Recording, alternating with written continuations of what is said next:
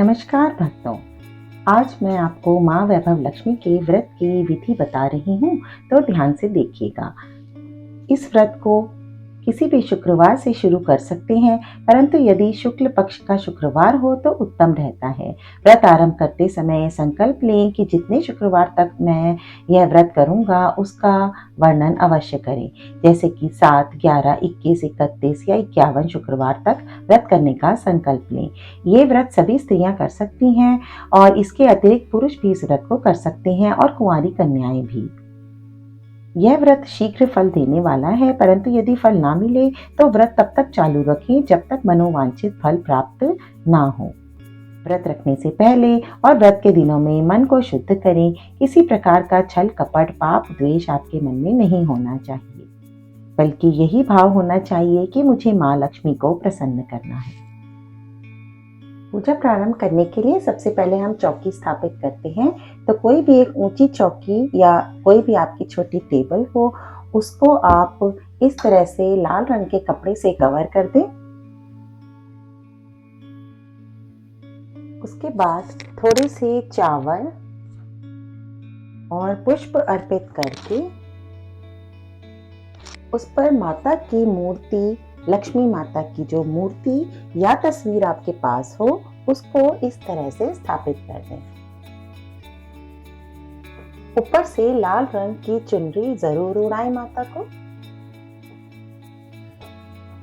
इसके बाद चावलों से एक अष्टदल कमल का निर्माण करें, उसके ऊपर कुछ फूल चढ़ाएं और इस पर हम कलश को स्थापित करें। कलश में आपको कंठ तक जल भरना है, इसमें स्वास्तिक का चिन्ह बनाना है और इसको इस तरह से यहाँ पर स्थापित कर देना है।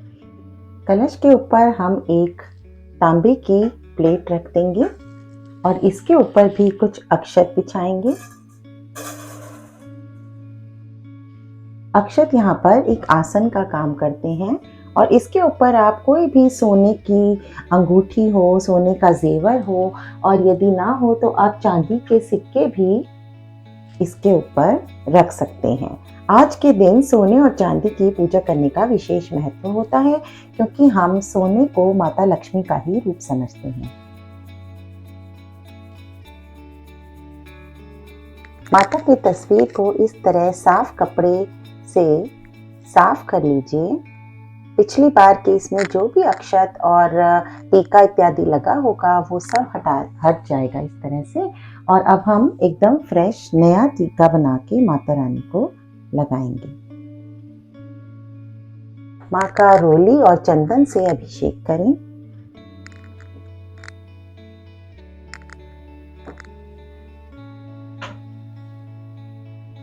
माता के ही बगल में श्री यंत्र की स्थापना भी करें। आज के दिन श्री यंत्र की पूजा का विशेष महत्व रहता है और इसकी भी आप अक्षत, चंदन,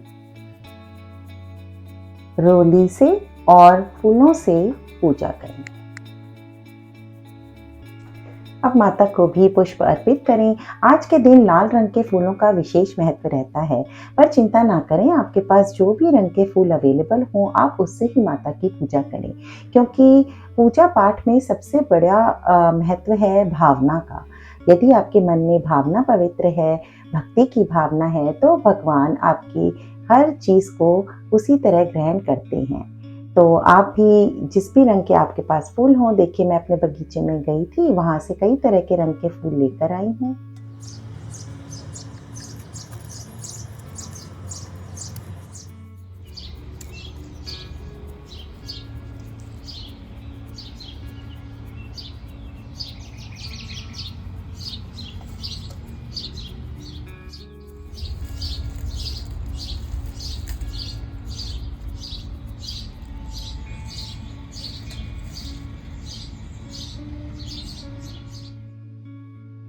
तो लाल रंग के फूल मैं माता को अर्पण करूंगी। इसी तरह से श्री यंत्र पर भी फूल जरूर चढ़ाएं। चांदी के सिक्के और जो भी आपने आभूषण रखे हैं उनकी भी पूजा जरूर करें।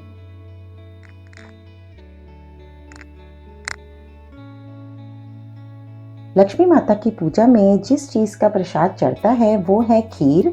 तो आप दूध में बनी चावलों की खीर जो होती है ना, वो माता को अवश्य भोग लगाएं। यदि यह संभव ना हो तो आटे में भूनकर बनाई गई पंजीरी, जिसमें कि शक्कर आप मिलाएं, गुड़ मिलाएं और पंचमेवा मिलाएं, उसका भी भोग माता को लगाया जा सकता है। इसके अतिरिक्त आप सफ़ेद रंग की मिठाई हो या बताशे हों, मखाने हों, वो सब भी माता रानी को अर्पण कर सकते हैं। इसके साथ हम आज के दिन माँ वैभव लक्ष्मी की व्रत कथा पढ़ते हैं, तो इस पुस्तक का भी बहुत महत्व है, क्योंकि इसके अंदर माँ के 8 रूपों के दर्शन मिलते हैं। तो जब हम पूजा करते हैं तो इन 8 रूपों की पूजा करते हैं, इनका दर्शन करते हैं और माँ से प्रार्थना करते हैं कि वे हमारे घर में स्थायी रूप से निवास करें। इसके अतिरिक्त यदि आपके पास श्री यंत्र ना हो तो पुस्तक में भी कागज़ में बना हुआ यह श्री यंत्र होता है, तो आप इसको इस तरह से रखकर भी माता की पूजा कर सकते हैं। रोली और अक्षत चढ़ाकर, पुष्प चढ़ाकर पुस्तक का भी अभिषेक करें। इसके अतिरिक्त यदि आपके पास उपलब्ध हो तो आप पंचमेवा का भी भोग माँ को लगा सकते हैं, कि माँ लक्ष्मी वैभव का, संपन्नता का प्रतीक है। तो जितना भी आपसे हो सके अधिक से अधिक कोशिश करें और माँ लक्ष्मी की पूजा में इन सब चीज़ों का प्रयोग करें। इसके अतिरिक्त जिस चीज़ का प्रयोग होगा वो है इत्र। कुछ भेंट भी अवश्य चढ़ाएं। इसके साथ ही हम पंचामृत भी माँ को चढ़ाएंगे, जिसमें है दूध, दही, घी, शक्कर और शहद।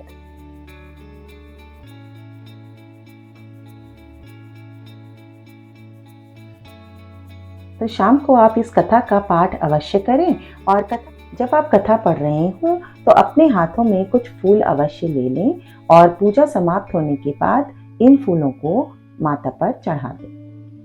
कथा समाप्त होने के बाद श्री लक्ष्मी चालीसा का पाठ करें और इसके पश्चात महालक्ष्मी की स्तुति करें। उसके बाद लक्ष्मी जी की आरती करें। लक्ष्मी जी की आरती के पश्चात भगवान श्री विष्णु की आरती करें, जो है ओम जय जगदीश हरे, क्योंकि माता लक्ष्मी बहुत प्रसन्न होती हैं जब आप विष्णु भगवान की भी आराधना करते हैं। तो इन दोनों आरती के पश्चात आपने जो भी यहाँ पर प्रसाद है माता को अर्पित किया है, उसके साथ हाथ जोड़कर माँ से प्रार्थना करें कि हमसे जो भी भूल चूक हुई उसे माफ़ करें और हम पूरी श्रद्धा से आपकी पूजा कर रहे हैं।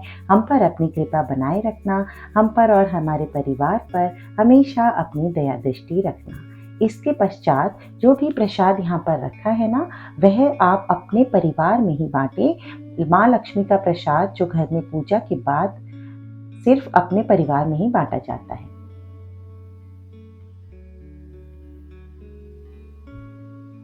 धूप दीप से माता की आरती करें और हाथ जोड़कर उनसे प्रार्थना करें। इस व्रत को कोई भी विवाहित स्त्री कर सकती हैं, कुंवारी कन्याएं भी कर सकती हैं और पुरुष भी कर सकते हैं। ध्यान रखें, जिस दिन आप रजस्वला हो उस दिन इस व्रत को छोड़ देना है। और दूसरी इम्पॉर्टेंट बात ये है कि इस दिन आपको अपने ही घर का भोजन ग्रहण करना है। हो सके तो इस दिन घर पर ही रहें और यदि बाहर भी जाएं तो बाहर की कोई भी भोजन आपको ग्रहण नहीं करना है। अपने घर में बना हुआ शुद्ध सात्विक भोजन, जिसमें लहसुन प्याज का बिल्कुल भी प्रयोग ना हो, आप खा सकते हैं। इसमें अन्न ना खाने की कोई पाबंदी नहीं है। तो बस आप शुद्ध सात्विक जल शाम को ग्रहण करें पूजा समाप्त होने के बाद। बोलिए लक्ष्मी माता की जय, विष्णु भगवान की जय। तो भक्तों, अब मैं आपको बताती हूँ कि पूजा समाप्त होने के बाद आपको किस तरह से पूजा की सामग्री का विसर्जन करना है। तो सबसे पहली बात तो ये है कि जिस दिन पूजा की जाती है उस दिन चौकी नहीं उठाई जाती। पूरी रात हम इस चौकी को सजे रहने देते हैं और सुबह के समय माता की मूर्ति जो हमने स्थापित की है या जो तस्वीर है उसको सही स्थान पर रख देते हैं। कलश का जो जल है उसे तुलसी में चढ़ाते हैं या फिर सूर्य को अर्घ दे सकते हैं। जो भी ये फूल बचे हुए हैं और जो चावल हैं, इनको जो फूल हैं उनको तो आप गमले की मिट्टी में दबा दीजिए या तुलसी की मिट्टी में दबा दीजिए। उसके अतिरिक्त जो चावल हैं, चावलों को पक्षियों को आप चढ़ा सकते हैं। कुछ चावलों को अपने घर के भंडार में ऐड कर दीजिए, जिससे कि बरकत होती है। इसके अलावा जो भी प्रसाद है, खाने का भोग्य पदार्थ जो भी यहाँ पर हैं, वो आप अपने परिवार में पूजा की शाम को ही बाँट सकते हैं और इस सब को आपस में बाँट लीजिए। इसके अलावा जो मंदिर में चढ़ाए हुए पैसे हैं, इसे आप किसी कन्या को भी दान दे सकते हैं या फिर मैंने इस तरह का एक बॉक्स बनाया हुआ है, जो भी चढ़ाए हुए पैसे होते हैं, उनको मैं इसमें इकट्ठा करती रहती हूँ और जब ये अच्छे से अच्छा अमाउंट हो जाता है, तो इसका प्रयोग किसी भी मंदिर में दान करने के लिए करती हूँ। तो साथियों, मैंने अपनी तरफ से प्रयत्न किया कि मैं आपको माँ वैभव लक्ष्मी के व्रत की विधि सरल रूप में आपको समझा सकूं। यदि आपको मेरा ये प्रयास पसंद आया हो तो कमेंट बॉक्स में जय माँ लक्ष्मी अवश्य टाइप करें। जय माँ लक्ष्मी, जय माँ वैभव लक्ष्मी। हे माँ, जैसे आप सावित्री पर प्रसन्न हुई, उसी तरह अपने हर भक्त पर प्रसन्न होना और उनको अपना आशीर्वाद प्रदान करना। जय माँ लक्ष्मी, जय माँ वैभव लक्ष्मी।